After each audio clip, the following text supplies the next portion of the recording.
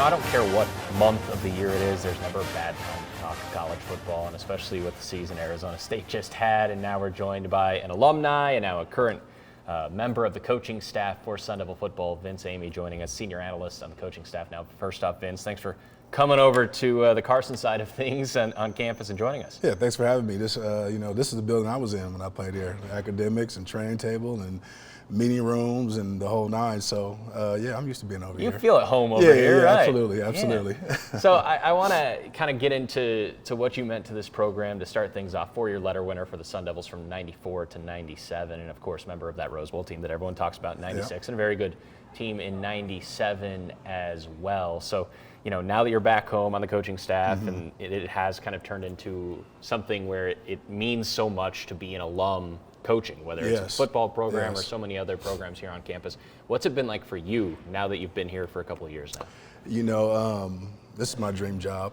I've been traveling around coaching high school football in the Valley, and then started my coaching career. Won't name the school, but I spent 6 years there, and gave me a start, and just been XFL and Idaho State and just traveling around. But I've always spoke about coming back to ASU and coaching at ASU. So speaking it into existence, sitting down with Derek Rogers and Malachi Crawford. I'll never forget, we were at a Whole Foods place, and they're asking me about my career. And I said, I feel it coming on. I feel it coming on. Sometime soon I'll be coaching at ASU. And no more than a year later, it happened. So it's been a dream. It's been fun. That first year was a little rough, but you can see the light. As far as what we had going on, and just getting kids to buy in, and just bringing back some good tradition to this place, and getting a good feel and good excitement in the area. So it's been fun. So let's take us into that phone call, because Coach Dillingham brought you on officially, I think, 3 days after he was hired. So you were in Pocatello with Coach Regal, coaching at Idaho State.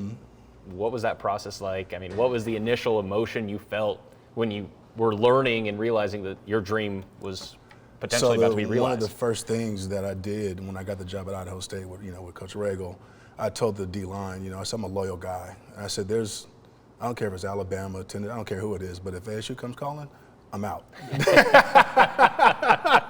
And this is right when I got there. They was like, all right, I respect that. And so the season went on, and as things phone calls were happening, and I'm just like, my son there and a couple of guys, and I told my son, I was like, look, man, this could happen. And he was just like, really? And I was like, yeah, so, we prayed about it, and like I said, some phone calls were being made behind the scenes, and it all worked itself out. Then Kenny got the job, and I was in the car, hop, skip, and the jump. It was cold in Pocatello. So I was just in the car to Salt Lake, had my son in the back seat, and me and Coach Regal were like, 120 back to Phoenix. Couldn't wait. So, and as we were driving, we're listening to Kenny on his interview, and him and Coach Regal and I in the car crying, emotional about everything. And my son's in the back seat, it's like, what's going on right now? So, but it happened. It was, it came to life, and couldn't be more excited. I want to get your backstory with Coach Regal, because you were together at Chaparral, right? Yes. So back in the early 2010s, and that was kind of your first coaching job? Yes, I had been at McClintock with Steve Campbell. Okay. I was at Westwood, Eddie Zuby. I was at St. Mary's, and then I was at Chaparral. And then Chaparral was the turnover leaf about just moving ahead and moving further in my career. So how much has Coach Regal specifically meant to your journey as a coach? Oh, everything. Without him, it was between Brophy and Chaparral. I was going to go coach us next. And Charlie was at IKEA with his wife, and I can hear in the background upset because he was on the phone with me, just courting me the whole time, and we were on the phone for about an hour. And, I visit both places, but at the end of the day, Regal was my type of guy, the energy and what he had to offer me, and, just, like I said, to further my career, So, he got me, and ever since then we've been thick as thieves, I want to get your thoughts, because you have the very rare perspective of being in the locker room for the 96 team, of course, as a player, and this past year with what they did getting to the college football playoff. You were in the locker rooms of both. Obviously different being a coach and a player. Were there any similarities between the two teams in your eyes? And if so, what were they? The continuity, the chemistry, the bond, them just having fun together, doing stuff off the field. Everybody is, a lot of places are football, football. But when I played here, we went to dinner together, we partied together, we fought, and the whole nine. But at the end of the day, we were brothers, and we had that bond, that chemistry. With this, watching on the outside, looking in now, seeing these guys, and also always giving them a piece of my experiences. Sometimes they're like, "Oh, that was back in when there were 2 bars," they give me and I'm like, "No, it's not too long ago." Just pop up some film, yeah, coach. Just throw it on. Yeah, throw on some film. And just seeing them come together, and then, you got to coach them up how to do things, these days with social media and everything, guys, online classes, we didn't have that. We was in person. We were face to face, talking to people, getting to know, like you take the hockey coach, he went here when I played here. You take Cartman, he went here. So we have a bond, with those guys. So just teaching and preaching those guys how to do that, to get along with each other, was key for us as coaches. But then to see them actually take that and use it, it goes a long way when on the field, because you can look over to that guy next to you and know that's your brother and he's going to do his job. Instead of looking over to the guy next to you and being like, not having any faith in him and being like, nah, it gives you a great feeling to know that, to look over that guy. Not, and as a coach too, seeing those guys mesh and mold together was a blessing. Is there some sort of, what harbors that? I mean, I guess if there was an easy answer, everyone would do it, but it is rare. It is rare, especially nowadays. It is. But when you recruit guys, and look at their personalities, and you want to be, to be a good person, but also love football. Right.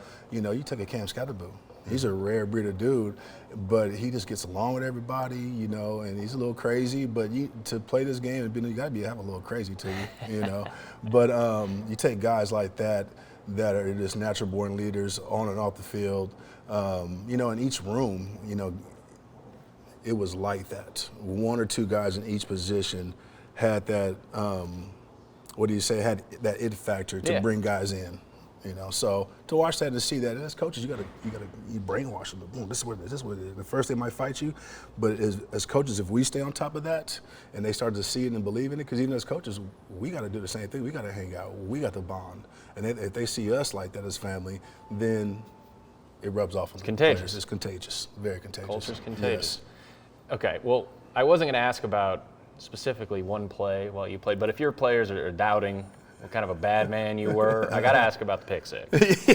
I got to ask about the pick six. I saw clips of the pick six when I was a little kid. I'm around a Sun Devil family as well. Yeah. So take us through that play, your junior year, Rose Bowl year, a pick six. What do you got for us there? We'll let you distribute this. I remember it all. I was getting double teamed. Okay. And Pat comes on the blitz, and he jumps, if I'm not mistaken, and tips the ball.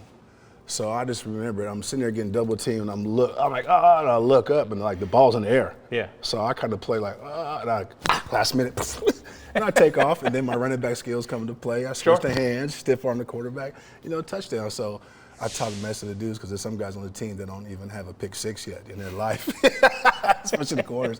So I'm like, yeah. So we're like, if we're on the field at practice, walkthroughs on the field, and if I'm in that area, it brings flashbacks. And I was like, I remember right here. This is where it happened, right here. Yeah. Yeah. So it was fun, and that whole season was fun. That team was fun, and those guys on the team are still my brothers to today. We have a tight bond, and I tell the guys, I'm like, men don't talk about love a lot, you know what I'm saying, or hug a lot, because it's just that ego. But anytime I talk to a plumber or anybody on that team, at the end of the phone call, I love you, man, love you too. Or if we see each other, it's a bear hug, and it's a bond, it's chemistry, because we have something special, and it still carries on to this day. That's real. That's real, and it's powerful. Yeah. It's powerful, and I think this year's team will have that as well. Yes, they will. Without a doubt. And obviously success helps that, but that bond you're referring to as well. The cool part about your career as well, and when looking this up, 3 wins your freshman year, so similar to last year for ASU football. Then you go up to 6 your sophomore year, then bam, 11. You're 1 play away or 1 drive away from maybe a national championship. National championship. And then in 97, your senior year, 9 wins, so you were very competitive again. Yes. What was it being like? You're around all 4 years. The culture clearly had to have shifted in some way in order to become that kind of a winning program your last 2. What was it like being a part of all 4 years from freshman all the way to the success you had? Well, I'll tell you this, the first 2 years we was wearing Apex. I never even heard of that. Then we switched to Nike and things started boom, boom, boom, you know. But now we're Adidas. Yes, yes. We got the three stripes. 3 stripes, you know, life. But it was funny because, and there's some truth to that because I remember, I'll never forget it. It was like we're struggling, bad cleats, bad this, you know, and then we turned things around slowly but surely. But just to be a part of that, you know, as a time as a player, and then being part of the growth now as a coach, you know, this question has been asked to me, you know, a few times now. Yeah. And I just, you know, all eyes were on me as a player, as you know, but now as a coach, not everybody knows in the stands that I coach the D-line or help coach the D-line. So the satisfaction and gratification I get of being those guys' coach, you know, it's a different outlook, but the same feeling of winning and having success. Can't beat that. No. Yeah, same feeling. Makes sense. I've got to get you have another very interesting part of your career. So after you're done with ASU, you got drafted by Sean Crespin's Oakland Raiders. That's right. Diehard Raider fan, yes. Las Vegas now. But well, whatever. At the time, the Oakland Raiders, Oakland Raiders, where they belong, let's be entirely honest. But then you had the extremely rare professional opportunity to go play overseas. Yes. You got to play in Barcelona and Frankfurt, right? Yes. NFL Europe Yes. champion over there, by the way. So congrats. Thank you. What was that like? Because you get to hear it all the time in basketball or volleyball, other sports, getting to play overseas. Not very often in American football. Correct. What was that like? Changed my life, honestly, just to see the way of life, different cultures, and how they, you know, live their day-to-day lives. You know, you take in Barcelona, it's a siesta every day. You know, so I've long maintained I need to come over here. We need to take that for sure. So, you know, just those experiences, and then also the relationships you build, you know, playing with guys from, you know, other teams and stuff like that. But just really seeing the culture of, like you said, the different lives, and, you know, soccer's big over there. Sure. And just to experience that alone, like, oh, we need to pick up our game, fans. You know what I'm saying? How we do things in America. You know, they blowing whistles. You know, flares in the stadium. Right. You know, and it is so, but it really just changed my life and gave me a different perspective and look of how I live my life here, you know, and sometimes not to take it so seriously, you know, but you still have to dial in, and you still have to, you know, make a living for yourself. But it just put us, you know, when times get tough, I have to put a smile on my face, 'cause I think about what I experienced over there and what I saw.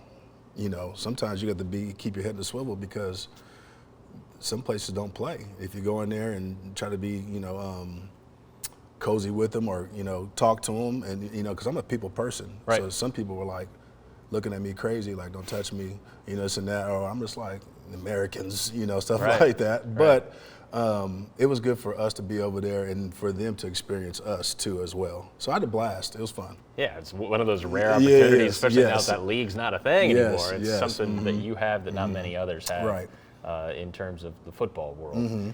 Okay, so we talked earlier about your relationship with Coach Regal, and how that dated back to, I think it was 2011 at Chaparral, if I'm not mistaken. Yep. I gotta know the first time you heard or met or were introduced to a young man named Kenny Dillingham, because you were running in similar circles. I'm we were in the same way circle. Back. Yes, okay, we so were. Take me through that first encounter, if you remember it. You know, we would come in after practice, because Kenny was coaching JV at the time. Sure. And I got stories, but he would come into the meeting rooms and be a part of us. You know, he was young, so I really didn't know him too well at the time.